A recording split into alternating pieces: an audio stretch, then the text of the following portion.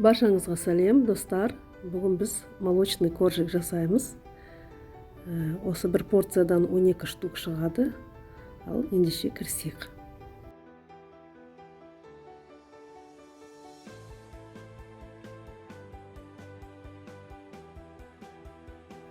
Бізге 70 мл қайнаған сүт керек.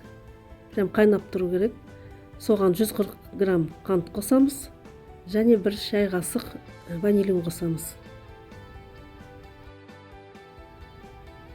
Енді барлығын жақсылап тұрып араластырамыз. Миксер болса миксермен араластыруға болады. Қант әбден ерігенше дейін. Бөлек ыдысқа бір жұмыртқа қосамыз. Бір жұмыртқаның сарысын және ерітілген сары майды қосып, тағы да барлығын жақсылап тұрып араластырамыз.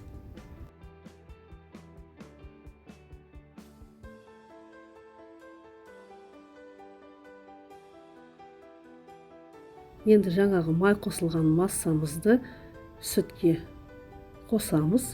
Тағы да жақсылап тұрып араластырамыз.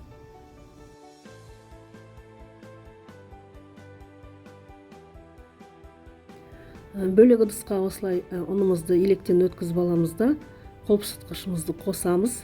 Онымен жақсылап тұрып араластырамыз.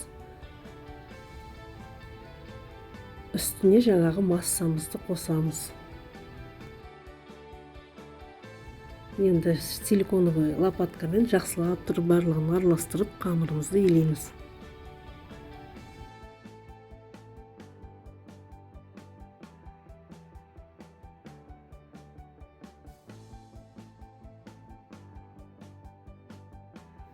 Мінекей осындай қамыр шықты. Бұны қазір холодильникқа 40 минутқа қойып қоямыз.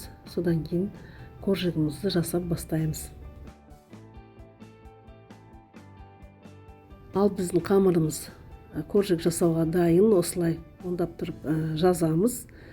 Қалыңдығын 7-8 мм немесе 1 см қылуға болады. Сосын осындай ыдыспен коржигімізді қиып аламыз.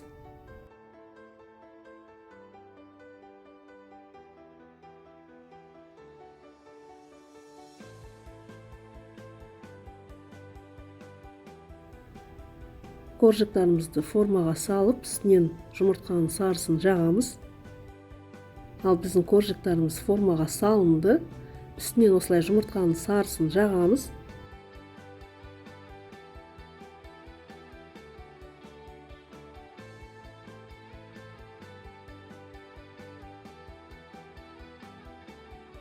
Содан кейін осылай үстіне өздеріңіздің қалауыңыз бойынша узор салуға болады.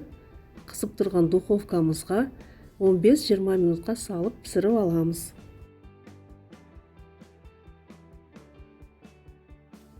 Міне біздің коржиктарымыз дайын. Осындай өте керемет, воздушный, пористый болып шықты.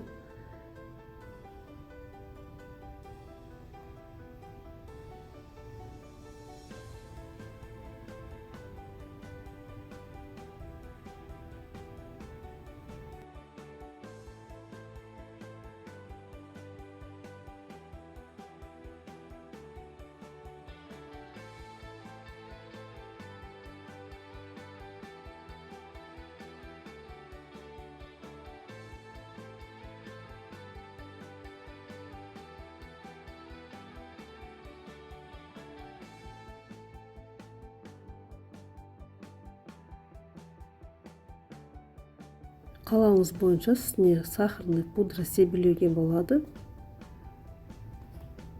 Ал достар, видео ұнаса лайк қойып, комментарий жазып, каналыма тіркеліп кетулеріңізді ұмытпаңыздар.